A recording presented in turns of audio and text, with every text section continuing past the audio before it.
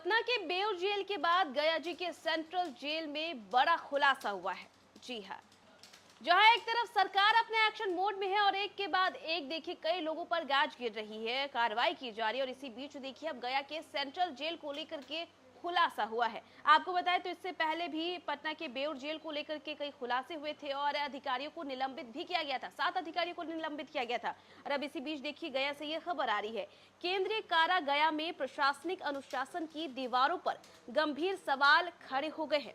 Jail के उपाधीक्षक प्रशासन सुदर्शन प्रसाद सिंह को राज्य सरकार ने तत्काल प्रभाव से निलंबित कर दिया है। उन पर आरोप है कि उन्होंने न सिर्फ जेल नियमों की अवहेलना की है, बल्कि कारा जैसे अत्यंत संवेदनशील संस्थान की सुरक्षा व्यवस्था को भी ढीला कर दिया। आधिकारिक आदेश के अनुसार 1 अप्रैल 2026 को वार्ड संख्या 23/4 की तलाशी के दौरान बंदी रामेश यादव उर्फ सुमन यादव के पास से प्रतिबंधित सामग्री गांजा बरामद हुआ था और इस गंभीर मामले में अधीक्षक द्वारा एफआईआर दर्ज कराने का स्पष्ट निर्देश दिए जाने के बावजूद उपाधीक्षक ने कथित तौर पर इसे दर्ज करने से इनकार कर दिया। यह सीधे तौर पर वरिष्ठ आदेश की अवहेलना और प्रशासनिक अनुशासनहीनता माना गया।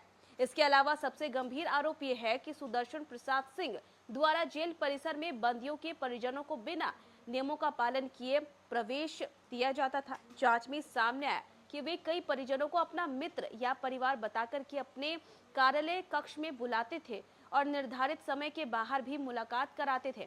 मतलब एक टाइम लिमिट रहती है कि इतने समय में आप मिल सकते हैं। इसके अलावा भी कैदी जो है वो अपने परिजन से मिल लेते थे और इस प्रक्रिया में गेट रजिस्टर और सुरक्षा प्रोटोकॉल की अनदेखी की जाती थी, जिससे जेल के भीतर प्रतिबंधित सामग्री के प्रवेश की आशंका भी जताई गई।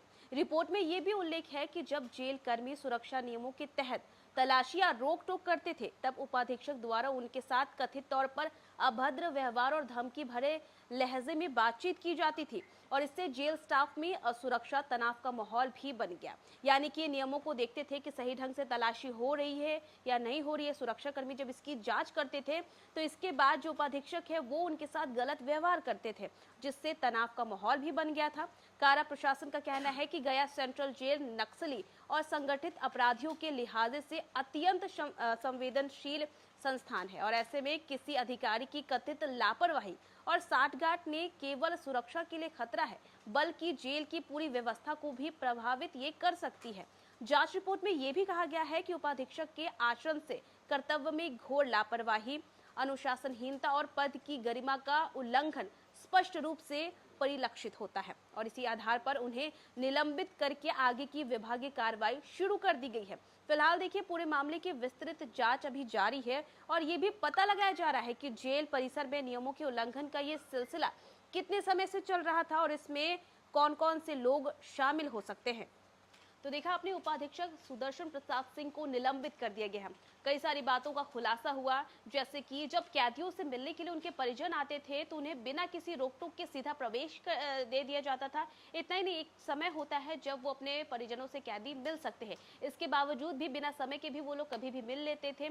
इतना ही नहीं, जब सुरक्षा कर्मी जांच करते थे कि सब कुछ ठीक है या कुछ गलत तो नहीं हो रहा है, इसके बाद उन्हें उपाधीक्षक काफी ज्यादा बातें सुनाते थे और उनके साथ गलत व्यवहार करते थे, जिसकी वजह से तनाव का जो है माहौल बन गया। इतना ही नहीं, कैदी के पास से गांजा भी बरामद हुआ था जब तलाशी ली जा रही थी और इस पर भी एफआईआर दर्ज करने के लिए कहा गया था, लेकिन उपाधीक्षक ने इस आदेश को भी नाकार दिया, जिसके बाद अब उन्हें निलंबित कर दिया गया है। और अभी देखिए वहां पर जांच जारी है कि ये जो सिलसिला चला आ रहा था नियमों का उल्लंघन करने का, ये कब से चला आ रहा है और क्या कुछ खुलासे इसमें होते हैं। तो फिलहाल के लिए बस इतना ही। न्यूज़ फॉर नेशन पे खबरों का सिलसिला लगातार जारी रहेगा। तब तक के लिए नमस्कार।